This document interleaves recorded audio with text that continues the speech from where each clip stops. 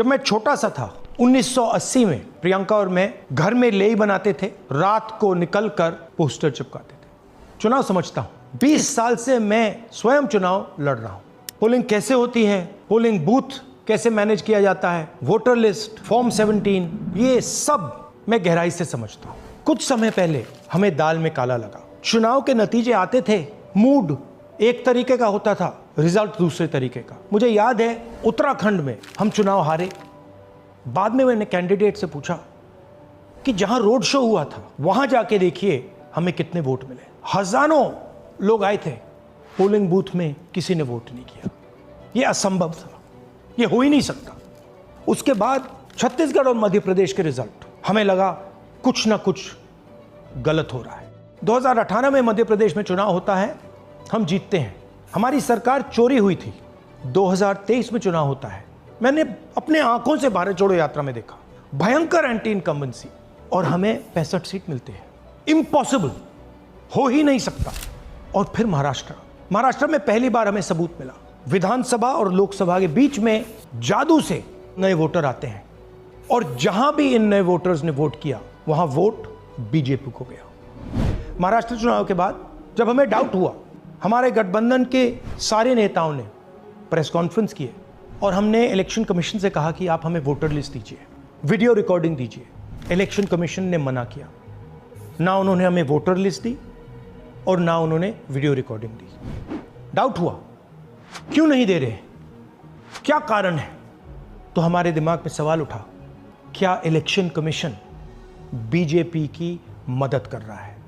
क्या election commission ही election को चोरी करवा रहा है? इसके बाद हमने एक टीम सेटअप की और हमने उन्हें कहा कि आप जाइए, एक कंस्टिट्यूएंसी भी जाके ढूंढिए, सच्चाई ढूंढिए, किस प्रकार से चीटिंग की जा रही है, किस प्रकार से यह काम किया जा रहा है और कौन कौन इस काम को कर रहे हैं। सबसे महत्वपूर्ण बात यह है कि इलेक्शन कमीशन डिजिटल डेटा नहीं देता है, फिजिकल डेटा देता है। मतलब लाखों कागज में वोटर लिस्ट दे देगा, मगर डिजिटल वोटर लिस्ट किसी को कभी नहीं देता है। क्यों नहीं देता? कारण क्या है? कारण है कि अगर डिजिटल डेटा मिल जाए तो इलेक्शन कमीशन की सच्चाई पूरे देश को पता लग जाएगी। हमने टीम को बताया, मैंडेट दी कि आप जाके चेक कीजिए, आप 5-7 सीटों पे पता लगाइए कि चीटिंग हुई, और अगर हुई तो कैसे हुई। टीम ने हमें एक दिन बताया कि 5-7 सीटों पे काम किया ही नहीं जा सकता। क्यों? मैंने उनसे पूछा क्यों नहीं किया जा सकता। उन्होंने मुझे ये कागज दिखाए। ये जो कागज हैं, ये एक लोकसभा के कागज नहीं है, ये एक विधानसभा के कागज है, और इन कागजों को हमने मैन्युअली सॉर्ट करना पड़ा। और पूरा का पूरा काम जो हुआ है, इसमें 6 महीने लगे हैं, और एक असेंबली सीट में हम ये काम कर पाए हैं। क्यों? क्योंकि डिजिटल डेटा नहीं दिया जाता। अगर इलेक्शन कमीशन ने हमें डिजिटल डेटा दिया होता तो हम ये कार्रवाई पूरे देश में, हर लोकसभा में, हर विधानसभा में 15 मिनट में करके दिखा देते। हमारे पास अनलिमिटेड रिसोर्सेज नहीं है, इसलिए हमने ये रिसर्च सिर्फ एक लोकसभा में, एक विधानसभा सीट में की। मगर मुझ में अब पूरा भरोसा है कि ऐसी 100 से ज्यादा सीटें हैं हिंदुस्तान में। जो यहां हुआ है उन सीटों में भी हुआ है। और याद रखिए, अगर बीजेपी को 10-15 सीटें कम आती तो आज नरेंद्र मोदी प्रधानमंत्री नहीं होते, इंडिया गठबंधन की सरकार होती। जांच ने 5 तरीके की चोरी पकड़ी है। डुप्लीकेट वोटर, जिसका मतलब एक वोटर के नाम वोटर लिस्ट में अनेक जगह आ रहे हैं। फेक एड्रेस, मतलब एड्रेस है ही नहीं या फिर house number 0। Bulk voter in single address, मतलब एक छोटे से घर में 40, 50, 60 लोग रह रहे हैं। इनवैलिड फोटोज, छोटी सी फोटो है या फिर फोटो ही नहीं है, और वो जो छोटी फोटो है वो दिखती भी नहीं है। कौन है, किसका चेहरा है, नहीं पता लग सकता। Misuse of form 6। Form 6 first time voters के लिए होती है, मतलब जिनकी एज 18-20 साल की हो, मगर वोटर लिस्ट में 90 साल के लोग फॉर्म 6 का प्रयोग कर रहे हैं।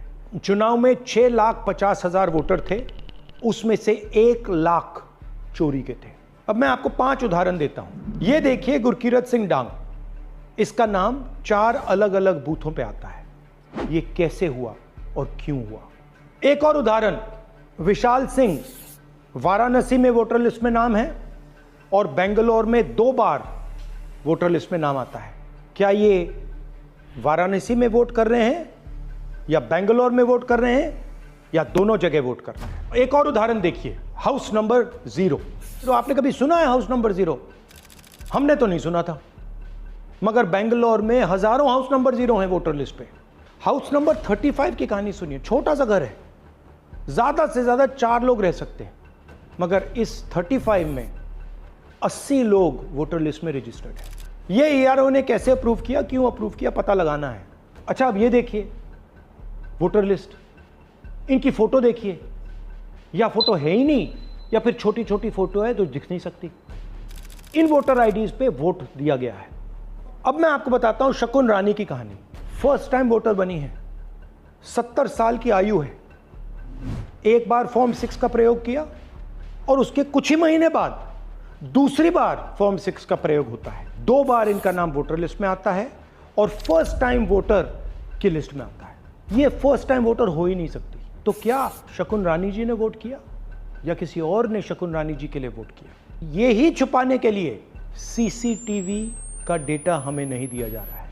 और ये शकुन रानी जी अकेली नहीं है, ऐसे हजारों लोग हैं जिन्होंने फॉर्म 6 का प्रयोग करके 2-3 बार वोटर लिस्ट में नाम डाला है। हमने पहले इलेक्शन कमीशन से इलेक्ट्रॉनिक वोटर लिस्ट मांगी थी, सीसीटीवी फुटेज मांगी थी। उन्होंने अपना काम नहीं किया, हमें नहीं दिया।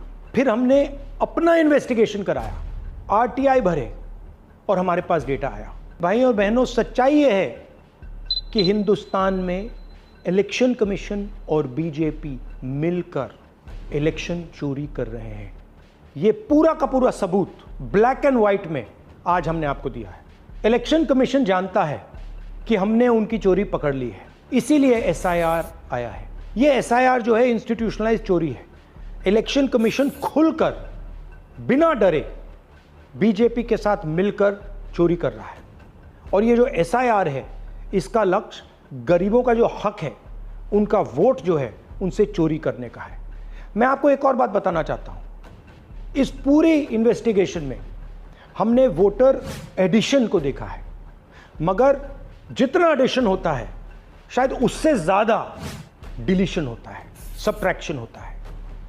तो ये सिर्फ एक मेन तरीका हमने पकड़ा है, दूसरे तरीके पे हमने इन्वेस्टिगेशन की ही नहीं है अभी। मैं इलेक्शन कमीशन और इलेक्शन के ऑफिसर्स को साफ कह रहा हूं, आप जो कर रहे हो गलत कर रहे हो, ये ट्रीजन है, देश के खिलाफ है।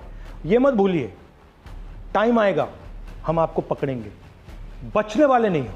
It is critical that we expose voter चोरी।